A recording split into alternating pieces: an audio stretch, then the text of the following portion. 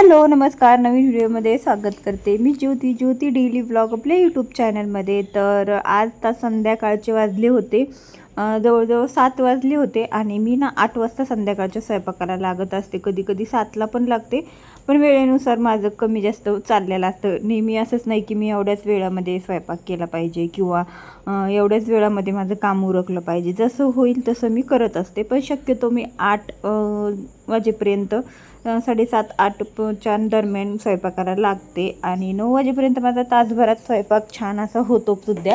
कधी कधी लवकर सुद्धा होतो किंवा सिंपल काही खिचडी वगैरे बनवायची असेल तर अगदी 10-15 मिनटात माझा स्वयंपाक होऊन जातो। आणि मग छोट्या मोठ्या गोष्टी काही असतील तर त्यासुद्धा काही वेगळ्या काही करायच्या असतील तर मग समजा थोडा वेळ जास्त लागू शकतो। पण मग थोडासा वेळ होता तर म्हटलं चला आज कटिंग पण करून घेऊया। उद्या जे ब्लाऊज शिवायला घ्यायचे आहेत ना ते ब्लाऊजचं मला कटिंग करून ठेवायचं होतं आणि मग म्हटलं ते कटिंग करून ठेवावं म्हणजे कसं उद्याच्याला ब्लाऊज माझे लवकर होतील शिवून। आणि आता कसं लग्नाचं सीझन संपलेलं आहे ऑलमोस्ट सगळं। आता लग्न पण उरकले, लग्नाचे कामं पण उरकले, आता हे डेली यूजचेच कामं आहेत। तर हे ब्लाऊज होते माझ्या बहिणीचे।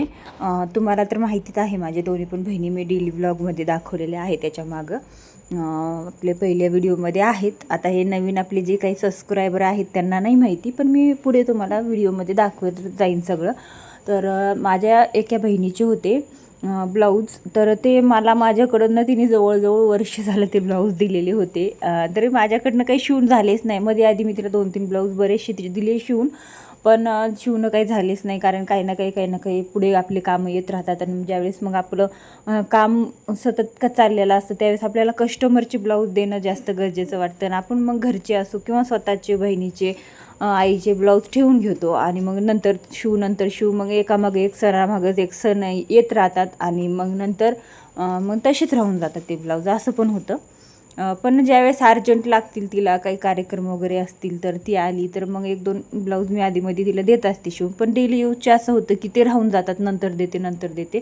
तर म्हटलं चल बाई आज पहिलं ते कटिंग करून घ्यावा। त्याच्या अगोदर मी 4 ब्लाऊज कटिंग करून मागच्या आठवड्यात पण तिचे 4-5 ब्लाऊज शिवून घेतले होते आणि 3 ब्लाऊज ते नंतर राहिले होते। काही तिला मी साड्या वगैरे घेतल्या होत्या मागं बरेच दिवस झालं, तर ते सुद्धा माझ्याकडे साड्या तशाच होत्या पडून, ब्लाऊज तसेच होते। तर मग मी ते सुद्धा ब्लाऊज कट करून घेतले, साड्या पिकोफॉल वगैरे करून घेतल्या आणि मग संध्याकाळच्या स्वयंपाकासाठी लागले।